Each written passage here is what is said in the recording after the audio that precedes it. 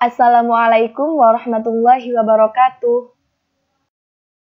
Di sini saya akan menjelaskan mengenai media dan evaluasi pendidikan Islam dalam perspektif Al-Quran. Pengertian media pendidikan Islam. Media pendidikan Islam berasal dari bahasa Latin medius yang berarti tengah, perantara atau pengantar. Dalam bahasa Arab, media adalah perantara, pengantar pesan atau pengirim kepada penerima pesan. Sedangkan media pendidikan adalah benda yang dapat diindrai, khususnya penglihatan dan pendengaran, baik yang terdapat di dalam maupun di luar kelas, yang digunakan sebagai alat bantu penghubung atau media komunikasi dalam proses interaksi belajar mengajar untuk meningkatkan efektivitas hasil belajar siswa. Manfaat media pendidikan. Terdapat beberapa manfaat media pendidikan, antara lain: 1. Meningkatkan rasa pengertian dan simpati dalam kelas. 2. Menumbuhkan perubahan tingkah laku siswa. 3. Hasil belajar siswa lebih bermakna. 4. Membawa kesegaran dan motivasi. Media pendidikan dalam perspektif Al-Quran meliputi 1. Media pendidikan melalui langit. 2. Media pendidikan melalui bumi. 3. Media pendidikan melalui gunung. 4. Media pendidikan melalui malam. 5. Media pendidikan melalui siang. 6. Media pendidikan melalui matahari. Dan ketujuh, media pendidikan melalui bulan. Media pendidikan melalui langit, bumi, gunung terdapat dalam Al-Quran Surat Al-Luqman ayat 10-11 dengan terjemahan, Dia menciptakan langit tanpa tiang yang kamu melihatnya, dan Dia meletakkan gunung-gunung di permukaan bumi supaya bumi itu tidak menggoyangkan kamu, dan memperkembangbiakkan padanya segala macam jenis binatang, dan kami turunkan air hujan dari langit, lalu kami tumbuhkan padanya segala macam tumbuh-tumbuhan yang baik. Inilah ciptaan Allah. Maka perlihatkanlah olehmu kepadaku apa yang telah diciptakan oleh sembahan-sembahanmu selain Allah. Sebenarnya, orang-orang yang zalim itu berada di dalam kesesatan yang nyata. Apabila dilihat dari aspek pendidikan, materi utama yang ingin diajarkan ayat ini kepada manusia adalah keimanan kepada Allah dan mensyukuri nikmat-Nya, serta jangan menjadi orang yang zalim.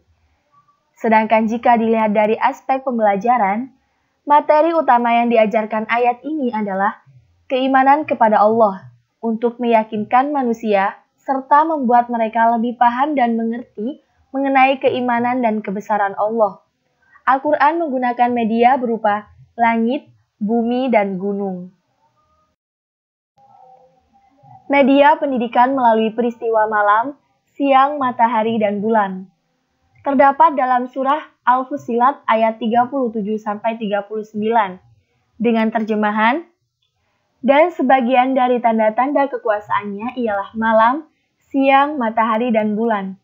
Janganlah bersujud kepada matahari dan janganlah pula kepada bulan, tetapi bersujudlah kepada Allah yang menciptakannya. Jika kamu hanya kepadanya saja menyembah, jika mereka menyombongkan diri, maka mereka malaikat yang di sisi Tuhanmu bertasbih kepadanya di malam dan siang hari, sedang mereka tidak jemu-jemu.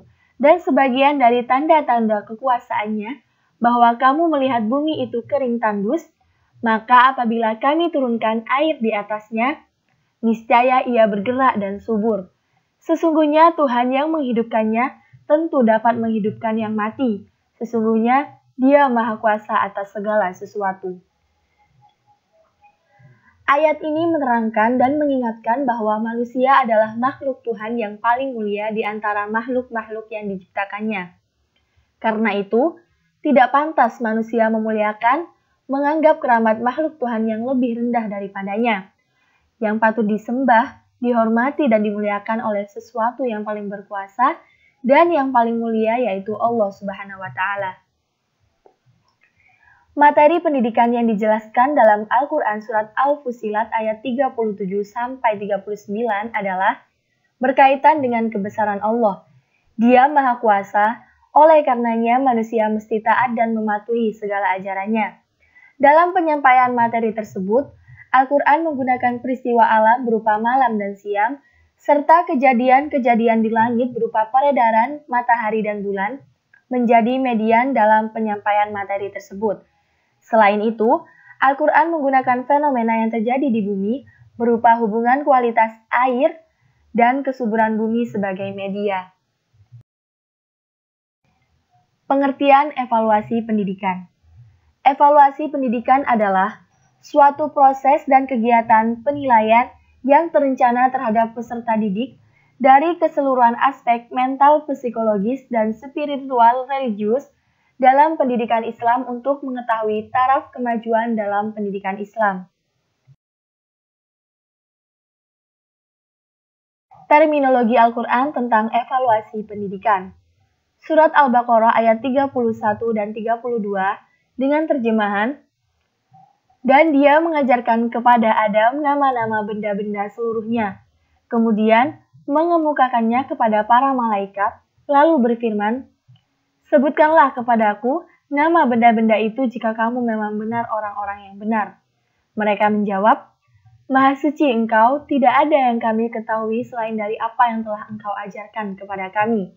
Sesungguhnya engkaulah yang maha mengetahui lagi maha bijaksana. Dari ayat tersebut ada 4 hal yang dapat diketahui. Pertama, Allah Subhanahu wa Ta'ala dalam ayat tersebut bertindak sebagai guru memberikan pengajaran kepada Nabi Adam alaihissalam. Kedua, para malaikat tidak memperoleh pengajaran sebagaimana yang telah diterima Nabi Adam. Ketiga, Allah Subhanahu wa Ta'ala memerintahkan kepada Nabi Adam agar mendemonstrasikan ajaran yang diterima di hadapan para malaikat. Dan yang keempat, materi evaluasi atau yang diujikan haruslah yang pernah diajarkan. Pentingnya evaluasi. Untuk mengetahui sejauh mana kuatnya iman seseorang, Allah Subhanahu wa Ta'ala terkadang mengevaluasinya melalui berbagai cobaan yang besar. Jika mereka ternyata tahan terhadap uji coba Tuhan, mereka akan mendapatkan kegembiraan dalam segala bentuk, terutama kegembiraan yang bersifat mental rohaniah. Sedangkan bentuk-bentuk evaluasi terdapat dalam Quran Surat Al-Baqarah ayat 155-157 dengan terjemahan, dan sungguh akan kami berikan cobaan kepadamu dengan sedikit ketakutan, kelaparan, kekurangan harta, jiwa, dan buah-buahan, dan berikanlah berita gembira kepada orang-orang yang sabar, yaitu orang-orang yang apabila ditimpa musibah, mereka mengucapkan, Inna lillahi wa inna ilaihi roji'un. Mereka itulah yang mendapat keberkatan yang sempurna dan rahmat dari Rabb-nya, dan mereka itulah orang-orang yang mendapat petunjuk. Dalam menafsirkan ayat di atas, Imam Ibnu Katsir rahimahullahu berkata pada ayat ini, Allah Subhanahu wa Ta'ala memberitahukan bahwa Dia menguji dan menempa para hambanya, terkadang mengujinya dengan kebahagiaan dan suatu waktu dengan kesulitan, seperti rasa takut dan kelaparan. Sedangkan dalam Quran Surat Al-Fajr ayat 15-16 dengan terjemahan, maka adapun manusia apabila Tuhannya mengujinya lalu memuliakannya dan memberinya kesenangan, maka ia berkata, Tuhanku telah memuliakanku, dan apabila Tuhan mengujinya lalu membatasi rezekinya, maka ia berkata, Tuhanku menghinaku. Sekali-kali tidak, bahkan kamu tidak memuliakan anak yatim. Inti dari ayat-ayat tersebut mengingatkan kembali pada kita bahwa sejatinya segala bentuk ujian, baik itu berupa kenikmatan dan keterhempitan untuk dijalani dengan ketaatan kepada Allah, dengan konsep syukur dan kesabaran.